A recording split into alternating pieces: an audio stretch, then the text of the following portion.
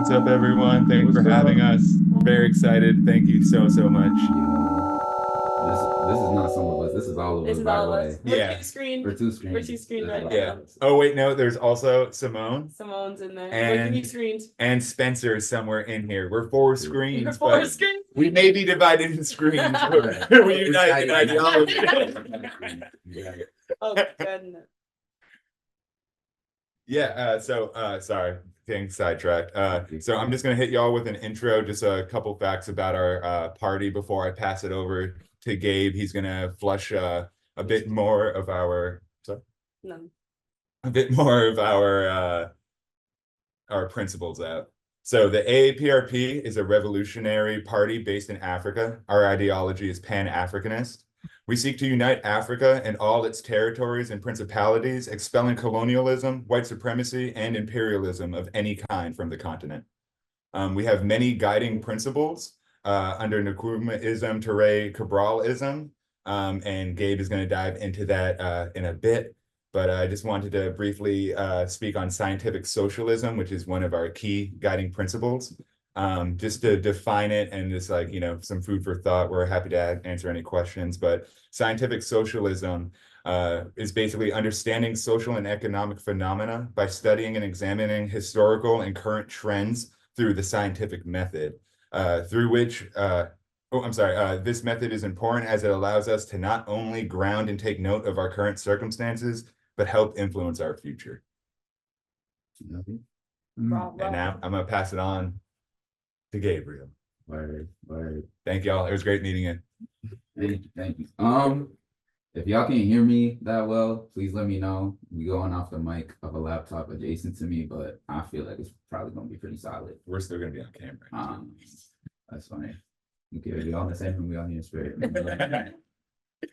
Yeah, so just to kind of be grounded, there you go. Oh my God! The Boston Ujima Project. Come on, y'all. Yeah, this is definitely an interesting setup for us. We were trying to have it be in person.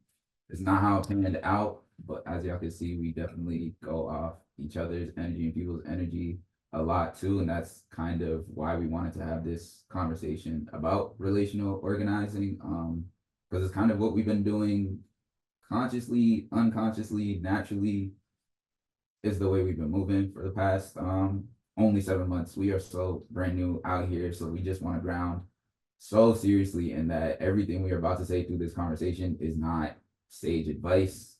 It is not, we think this is the best way to move. This is literally a reflection of the experiences we've had, and folks asked us to speak on it. So letting that be what it is.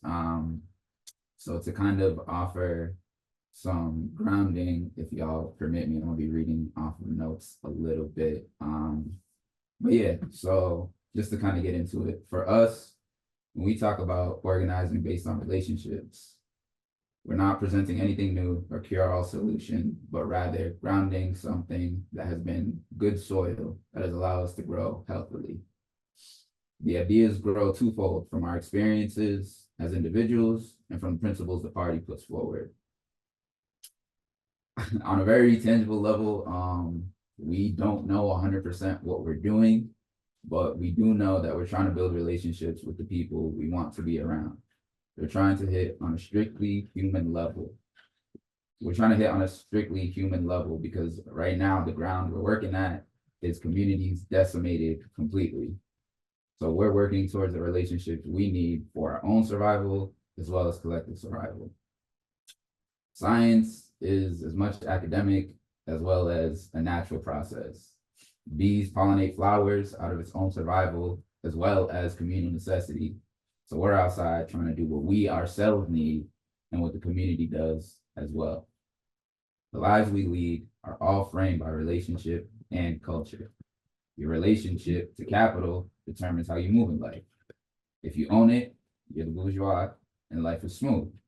If your relationship is a non-owner of capital, all you can do is sell your labor in an attempt to survive. What's your relationship to your housing? Paying rent, paying a bank, relationships are all around us. In addition to that, the culture we're trying to promote has been the best aspects of our relationship dynamics with ourselves and each other made standard practice. The honesty we appreciate in a relationship and the benefit we see from it, we then attempt to carry it on to other places and to other people. As we spend time with folks and folks see that benefit, it is held on and carried on, no longer relevant to who exactly it came from, but now becoming a culture that is a total way of life for us and others interested in liberation. Yeah, on that same point, culture, and this definition we working from, like our forefather Amilcar Cabral says, and others, is a total way of life. Culture grows out of the specific environment. Egypt became agricultural and river-based because of its geographic environment. We grow in a culture of we grow in an environment and culture of white supremacy, so have it as our baseline. The way we interact, move, and value each other is part of our lives and personal culture, even if we don't rock with white supremacy. Also, don't know if I can swear on here, so I'm going to try not to, out of respect. The part of the fight as we see it is having an entirely different set of cultural practices as well as principles. Synthesizing our outside experience with what the party has offered us, it is not the case, in our opinion, that the party is the special thing or us as individuals, the special people. But our experience outside and the principles of the party have worked in tandem, informing each other and legitimizing each other. That's all we're offering in this reflection for folks to consider, pick up, leave behind, do what you will with it. And yeah, to kind of, oh my God, my homie. That's our friend. Okay. We know him. We know him. Y'all got to stand up at home. Yeah. I got that. So to kind of go a little bit into some of the principles of the party, the practicing ideology that we have is Nkrumahism, Toureism, Cabralism, basically, and the way the party offers that to us as a way of literally living out our lives are three incredibly strong tenets that we've been trying to run with. Egalitarianism, which means to not treat people simply as a means to an end, that is to devalue their humanity, even if it's in service of social goals. If you're only valuing folks based on productivity, in the words of our ancestors, they are functionally a slave. Folks have value in themselves as well as the work we do. Humanism compels us to respect one another. It's to foster goodwill among persons as an article of daily culture. Collectivism, the third one, is to build trust. Cooperation, it means that by pooling our effort, we can achieve more than we could ever hope to achieve by working in isolation from another. The other part of another kind of little piece of it that we feel like we've been trying to do, especially on the cultural thing, is emulation as part of collectivism. Emulation means the habit of adopting the best practices, always trying to be rigorous and scientific of what's working for us, what's getting us results. Let's keep pushing that forward. Let's display that to other people. Let's repeat it amongst ourselves so that it sets in as always improving our baseline. So those are those are the principles the party sets it for as it sets it forward. And now we're kind of going to get into how we've lived these things. Do you want to pass it on? Do you want to start with your anecdote and then we can Yeah, that's what mine. just do all of your whole thing and then go? So we're gonna be sharing each of us kind of our personal experiences and anecdotes that has kind of reflected this stuff back to us. I could say for me, I might be stealing someone else's, but that's okay. We did our party's biggest ritual of the year, which is African Liberation Day. It is a large event celebrating multiple freedom struggles around the world with a yearly theme. And we had just met as organizers, never even put on not many events in general, and then jumped into let's put on the biggest event that the biggest ritual our group does without much experience in it. But what really grounded us was the relationships we had. So the day we were going to do it, we were going to do it at a park outside of this place that we call home, the Village Worcester, but we decided to do it at a park over because of some amenities that were there, and we thought it was a good idea at the time. The day of, it rained, the park was occupied, all of the best laid plans we had were literally going down the river. And we had to make a decision in the moment. Are we gonna try and go to the park still? Are we gonna readjust at the village? What are we gonna do? And for me personally, and I'm sure for my comrades, something that was incredibly stabilizing in that moment is that because we had a interpersonal serious relationship with the folks who run the village, they trust us, they have love for us, they wanted to see us succeed. It's an investment of, these aren't just people using our space, this is people we care about. And even if it wasn't, there was moments of voice support throughout the event, but it was really that grounding of like, yo, y'all are safe and y'all are home here, that made us be like, okay, let's keep it here and pivot everything we need to on the spot. We adjusted food on the spot, we adjusted the mic setup on the spot. Every single thing about the event shifted on the spot. If I had been doing that in any other context with any other people, I would want to go home and cry. But it was that serious grounding of the relationship between the people I'm working with, I know and I trust, and the relationship of the place we're at held us down to be like, whatever we do, we can do confidently because it's going to be received in care and love. And that just meant the world. That really meant the world because we full well were brand new to everything that day. But that relationship got us through it and turned into something that everyone loved, we loved, and was, yeah, a real confidence boost and a real affirmation of like, this feels good. This is how it should be. I'll happily pass it to one of my comrades for one of their yeah, okay. I think just so me, and I'm going to speak for my man's Pablo for a second. We came from like a very like white area, you know, like we didn't have Africans in our lives for the majority of our lives up until recently. And just the fact that we have to travel like a good amount to meet folk, you know, but we're only have been met with like open arms. There has been very oh my God. Oh my God. Hey Simone, hey Spencer. Hey guys. Sorry.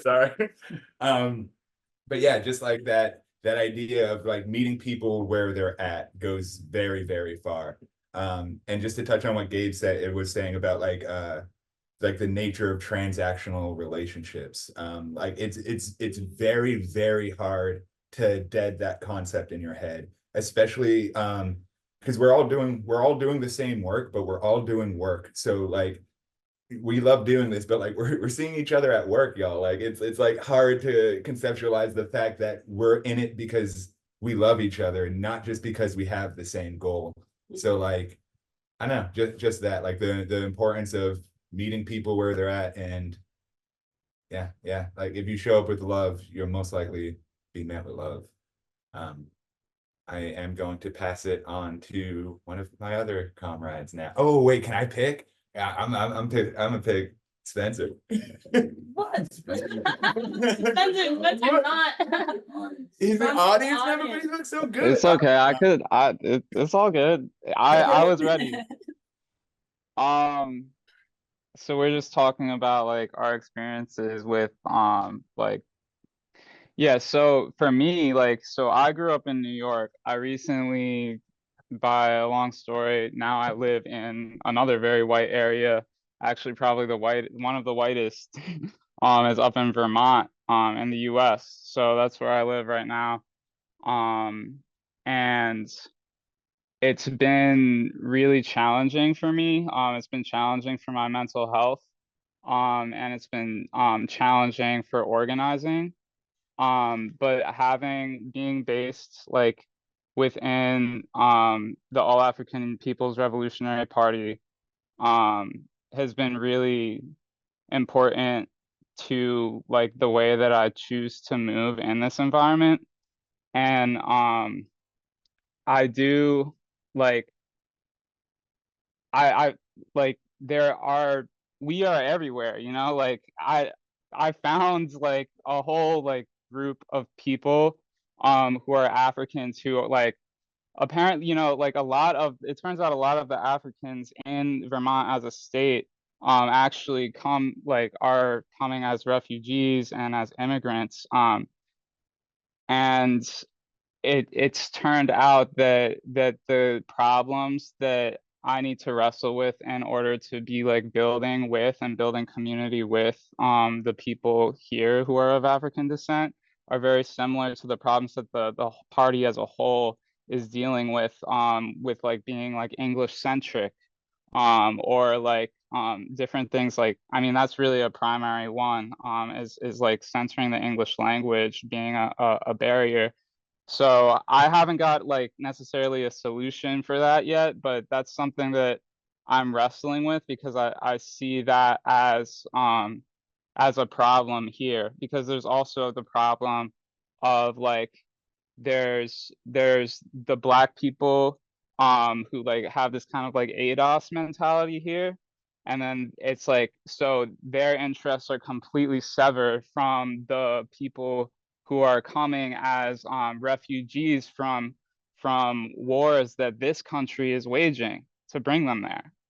And so there's like a severance of like identity and also of like sense of destiny and like who where does our future lie kind of thing. So those are problems that I feel like I need to overcome in order to build like more meaningful community here. Sorry, I talked for a while.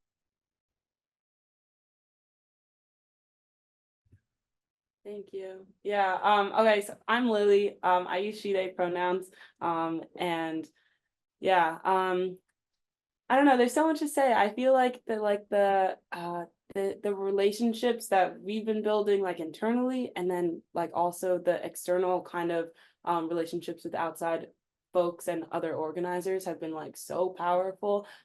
Just like internally, like first, like internal differences that I've seen in like my like understanding of relationships with people have changed. Like I'm like like today, even for example, I had a really bad day at work, and I came in and I was like, "Damn, it's like I'm not, oh sorry, excuse me, like dang guys, like I'm not into it, you know?" Yeah, I was like, dang. And like we turned on the Zoom video, and I heard and like we started laughing, we started joking, and like I mean, like I can't say mad around these people, and like that like internal shift that just knowing that the trust that we have built and like knowing that like I feel like every time we like do a program together and like that innovative like that adaption that Gabe was talking about like that feeling like holds me um like really well, and like it always feels like I'm like, okay, I know if I don't got it, someone else got it. Like if I can't show up in the way that like that I normally can, like no one's gonna judge me for it or like any of that. And like that stuff is like just trust and consistency with like the people I know and the people I'm seeing, right? And then so like internally, like I'm like, oh, like this is what like love can feel like. It like can feel like just a hug, you know? And that's been real and true. And then like externally from like us as a little pocket to like other pockets that we've been finding of people doing this work in Massachusetts, Wampanoag area, like just insane amount of love and outreach that people have been so like willing to offer us. And I feel like we often talk about like, oh, like us, like who are we that people like want to like be talking to us and be in conversations and like be in organizing spaces with us. And like so like seeing the love that we are capable of, and the love that others are capable of as well, and like the trust that comes with like showing up you know, or like the love that is built from like talking to people, and like again, like when like people know when you have a conversation with them, because at the end you want to ask them for something, right? And they know, versus like, oh, this person's like actually trying to get my story, or like actually cares about my day, you know what I mean? And that stuff, like that becomes family really, really quickly, especially in spaces. I mean, like I live in Boston, so especially in like the political scene here, where it can get white really fast, and that's not a problem, but it like you can I can feel the relationship difference when I'm met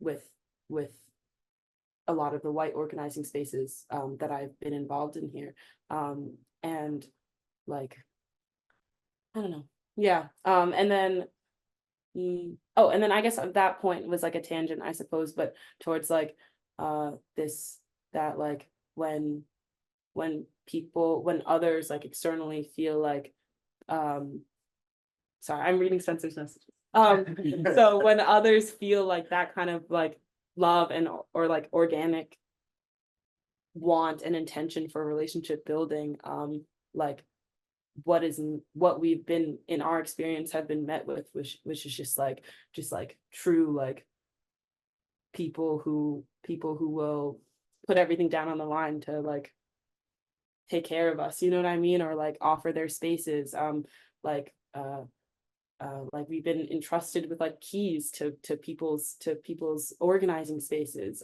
like off the bat, like just because they're like, oh, you need a space to do this thing, here's a key, you know what I mean? And that stuff blows my mind all the time. Like that's crazy, especially from folks who like have been in the game for years before we had, and like that kind of genuineness, and want to be with folks who feel that way together is like very powerful from us, and then also like has a very powerful like, oh my god, connection to other people. Okay, bye. 10 Wait. minutes. Pablo and Brie go at the same time. Sorry, we just got a time check. What's It's a direct message. Simone? It's a time Simone, check. you wanna go? Oh, Simone. No, one of you guys could go in the room and then I can do like 5 minutes. Okay, bet. I had a really hard time thinking of an anecdote because I honestly had a really hard time contextualizing everything that we've been talking about. Luckily, these comrades here helped me prepare for it. I just had a really hard time like putting the feelings of what I've been doing into words, because it has been strictly a move of just organic love for the people around me. And I really don't know how much more I can elaborate, because it doesn't particularly help the feeling of lostness or knowing that something needs to be done. However, the idea of this organic love that we know is going to grow instills hope that we will eventually win. And I think that's just how we need to move. We need to be politically educated and move with love. And I think that's really everything I've done thus far has, I mean, the growth has been far too much. You know, sure, it's been crazy, a lot of the things we've been doing, and it's all just been a move of all of us moving strictly with love. And that's really the thing I wanted to drive in. If I'm going next, I will say I haven't been with the AAPRP for a super long time, so I don't have too many anecdotes. So yeah, I wanted to talk a little bit about how exactly I wound up here. I want to speed run that a little bit. So I think like right after college, I was really excited to straight up join the revolution, and I was looking for places that were saying that they were doing that. And the places that I found were very much like, okay, so what we do is we wait for sparks in the community, right? And then once the community kind of just like sparks, we jump on that. We use that as an opportunity to gain a whole bunch of members, spread the idea of socialism, and then like eventually after like having achieved a critical mass, like we're set, like, and that's when the revolution happens. And I remember being there like, this is confusing. Like everybody I look up to historically, like the Black Panthers, they were helping people, and then by virtue of helping people, those people understood like the people with these ideologies that are beneficial, like those are the people that are supporting the community. And that's always what I kind of wanted to do. And I was like, damn, like this organization that I'm finding that's really good at just like getting people in the streets and like having really big showy protests and like generating a lot of noise on social media, like they're not doing what the people that I looked up to were really doing, like once I kind of interrogate them more. So after distancing myself from that a little bit, I like found these people who like do feed the hood like literally every week without fail, like, and by doing feed the hood, like they're interacting with people on the ground and being like it's people with these ideologies that are going to uplift us out of the condition of poverty. So like that's why I'm here personally, and that's what I was kind of excited to share. We love you. Shout out Heal the Hood for the Feed the Hood program. Shout out Heal the Hood, love, family. Heal the hood. Woo, woo, woo, woo. Those are Simone, would you like to tap in real quick or? Sure, I can add really quickly that I really felt like what Gabe was talking about at the beginning, like the idea of emulation was a big part of like what led to the trust that we were able to build too. Like I think that the reason why I was looking to join the AAPRP is because of the work study circles that is like basically like the main form of like how you're in the party of like you read a book and then you meet every 2 weeks. And I was really excited for that because I was like, I felt like learning doesn't happen on your own. It happens because you discuss things and put it in context and you know, you join other people, and that's how you actually get to the point of understanding the topic. So I feel like what we've been able to do like in person is like really kind of double that, because like I feel like the learning just doesn't happen when you're on your own. It doesn't happen when you're not like consistently engaged and struggling with each other and struggling amongst people and doing things and trying to find ways to like to put it in practice. So I think like through the joint struggle that we we have been working at, we were able to build community through that. And I think that that kind of is the perfect contrary or the perfect counter to like the individualism that is a huge part of the culture that we were raised in, of like white supremacy and Americanism and capitalism, et cetera, that like we have to join ourselves together and kind of forget the idea that we're all individual people. Like we're actually the whole point of why we're alive and why we're here and how we can get to the better future that we're all working for. It's like if we all connect ourselves and like work together.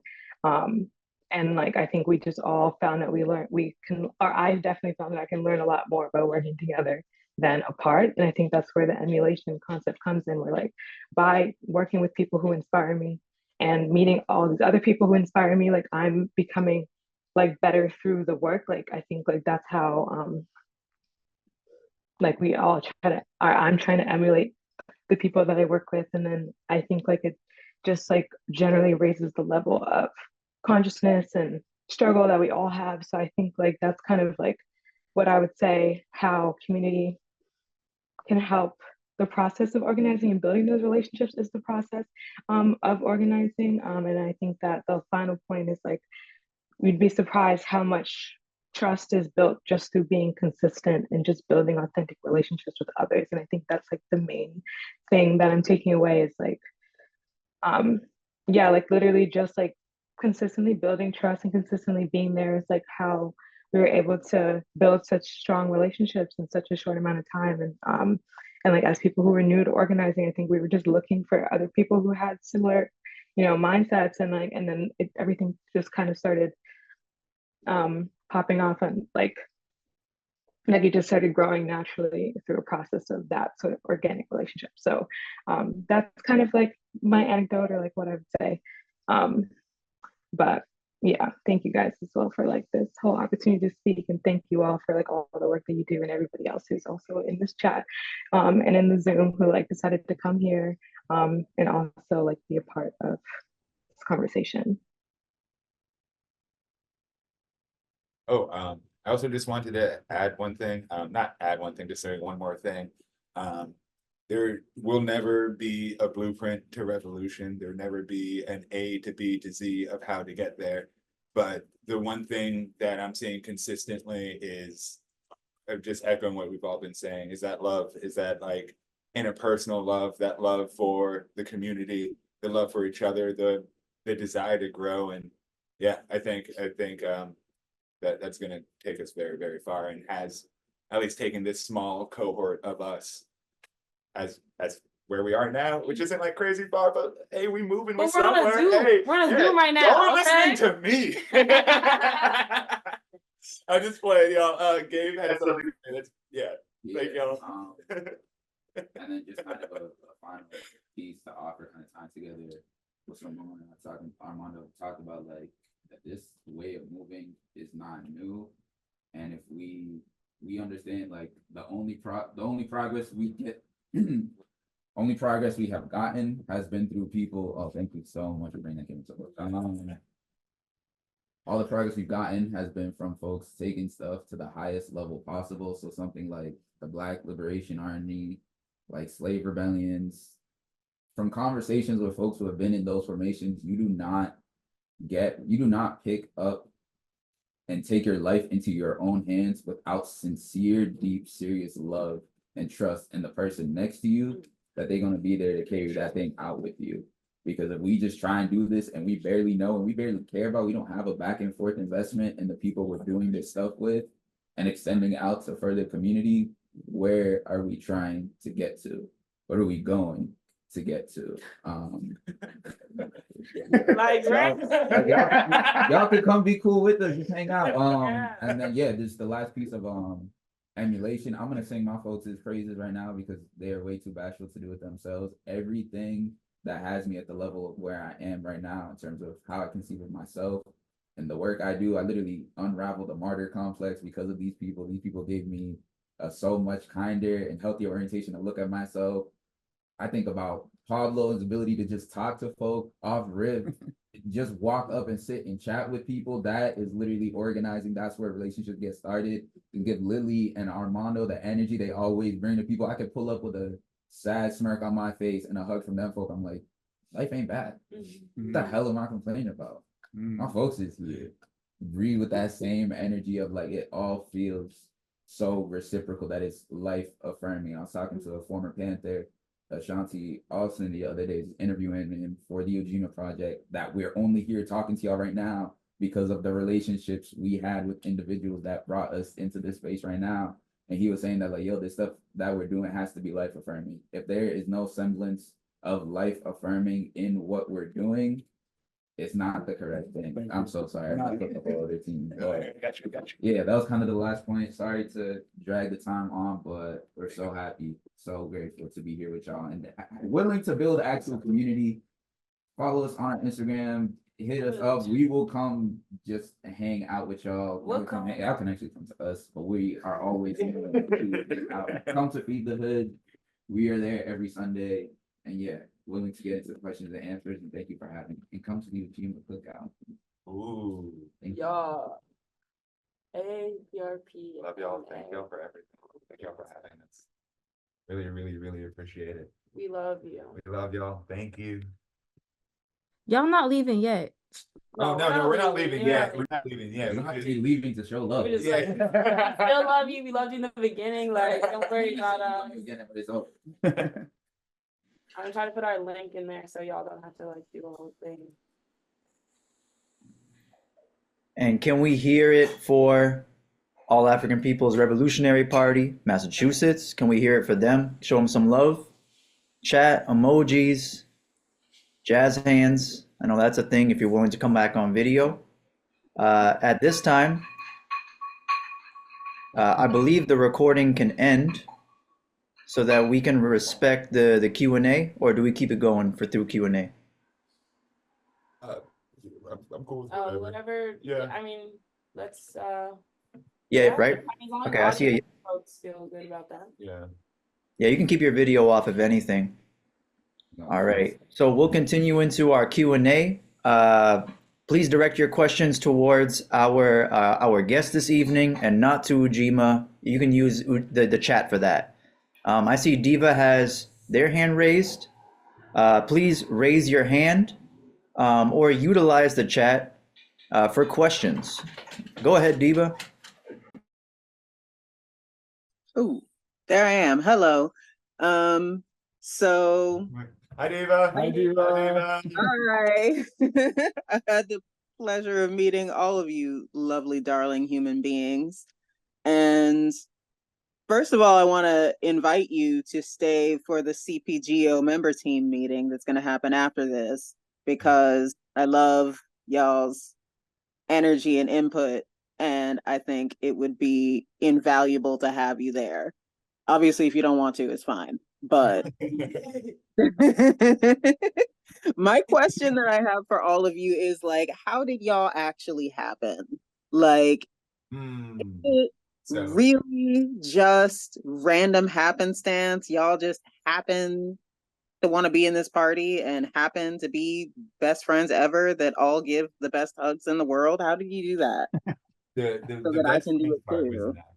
an accident. So Pablo and Simone were already in the party, and we went to a NNOC conference, I believe it was, held at Boston University, like November to October of last year. Simone brought Lily, Pablo brought me, and Pablo and Simone were meeting one of our cadre, Nancy. Nancy, a legend. Yeah. I could talk about Nancy right. Hang on, we're talking. I'm just and yeah, just like from there, it kicked off. Like from there, we got dinner together with Nancy. We started our little circle, and Gabriel was in that circle, and just so happened to be in Massachusetts, and like literally the smartest nigga I've ever met.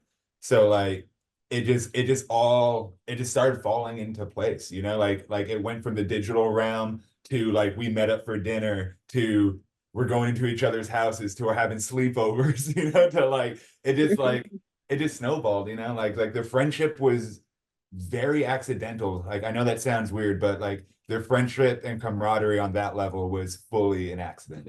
To add another perspective to it, I feel like it was a thing of what Simone talked about, of like that emulation. Like the first time we met was at Malcolm X symposium. I think it was at MIT back in November. And we didn't have a lot of time to interact there.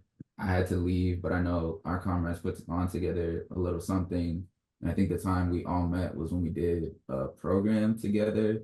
And it was just really that thing of like, oh, these people are coming to me like as individuals and as their full selves, also interested in organizing. It wasn't like, yo, what up, brother? You ready for the revolution? Like, it was like, yo, we're people trying to do this thing, and like, yo, you need a ride. Armando literally drove up an hour and 40 minutes back both ways to bring me to our first program. Like, if that's not straight up love off the rip, I don't know what else it is. And just like, yeah, that real intentionality with each other, and like ego at the door shit. I'm gonna say that there was never been even an inkling of ego. We could use some more ego. Yeah. So humble it hurts, but yeah, like a real mutual investment off the start, and like a sincerity in ourselves and a sincerity in the politic, it feels like, and seeing ourselves as pushing that forward through love. That's what I'm thinking. I'm gonna read this next one out loud because it's in the chat, if that's Is there okay. someone else with their race? Oh, I'm sorry. I just don't know if they're supposed to be managing the Oh yeah, I don't Are think we managing the questions? Or I could definitely help, but since there's no one else with their hand raised, we can go ahead and answer Mary's question in the chat. Yeah. Mary, would you like our host to read your question, or you could read it? I can read it. I'm sorry. I was wondering how y'all navigate conflict in harmony spaces, especially because y'all's relationships seem to be a lot more new or like a lot more recent in the past 2 years. And if conflict hasn't come up in those ways, are there ways that y'all are like proactively managing that or like thinking about accountability amongst each other and in that space? Yeah. I don't. Oh. I mean, I can't really think of like a huge conflict that we've come across yet. Like, I don't know, maybe someone will remember that. But I'm thinking, yeah, exactly, Simone. Simone put it in the chat. Like the AAPRP like really promotes criticism and self-criticism as like a practice within the party. So like we utilize those in like our meetings and stuff, our party meetings. But like I remember like after one of our first circle work study circles, and then we had like an internal meeting, we were like, wait, hold on, like we should have that too. Because like it helps us, like it helps with the ego at the door type thing. And it also is like the way I've learned to understand it is like it's like not a criticism attached to judgment. It is just like a reality based like criticism. It's like, oh, like we are not all perfect. We can't all be perfect, you know? And if like I trust that you will hold this criticism that I have for myself and like my self-reflection, and I know you're not going to put judgment on it, right? Like it's like it only betters us all for us to be like as honest with ourselves and therefore with each other as possible. And I think that goes like again with the like relationship building is like someone can call me out for something that like I can do better on without me feeling like they're attacking me or like doing any type of like shady stuff like about me as a person, because it's like because I know we have a collective goal and I know like any type of criticism that I'm receiving is like for the betterment of like me or for the betterment of like us together. And like so it's like it kind of takes all of that like ego out of it. It's like oh, like this is just for our collective goal. And that makes like conflict, at least within like any conflict that I'm thinking of is like just difference of opinions and like how to handle programming or like whatever that nitty gritty stuff. And that helps like our like personal relationships and feelings like stay intact as we like organize together because it gets complicated. Yeah, and we have had like we have one other comrade. You know, we don't always see eye to eye with them, but like there are sometimes like meetings where we are just strictly discussing how we're discussing things, you know, like we're talking about how we're conversing with each other. We're talking about that, like we're just trying to speak to each other in a manner that's cohesive because it's super easy to get bogged down in the, you know, the nitty gritty of it. But like Simone said, criticism, self-criticism goes so far. And like Lily and Gabe were saying that ego, you know, you really have to check your ego at the door if you're going to do this work. And I also think like that kind of like I just forgot it. It's okay, I'll put it in the chat if I remember. Yeah, and I can also say, it's not something that has come up for us yet, and we're lucky. We really are. And I feel like trying to always ground in the honesty, putting everything we have on the table, because we've had like serious miscommunications and differences of opinion, but the grounding of like no matter what, there's an investment in each other and a trust in each other, and everything is trying to navigate through that. So like we can check ourselves at like, where are we being defensive about something? What is my own personal shit I'm bringing to this right now? What is this actually? Yeah, what is my personal shit? What's something that's maybe us informing the situation? So trying to have like take the whole person into consideration, not just the conflict as well. But yeah, I feel like it's for us a test to yet be taken, and there's going to be a real evaluation of how we move relationally, I feel like. And also throw something in the chat about kind of cultural dynamics that we get from living in the US. If folks want to look into that resource, it's very good. And then I think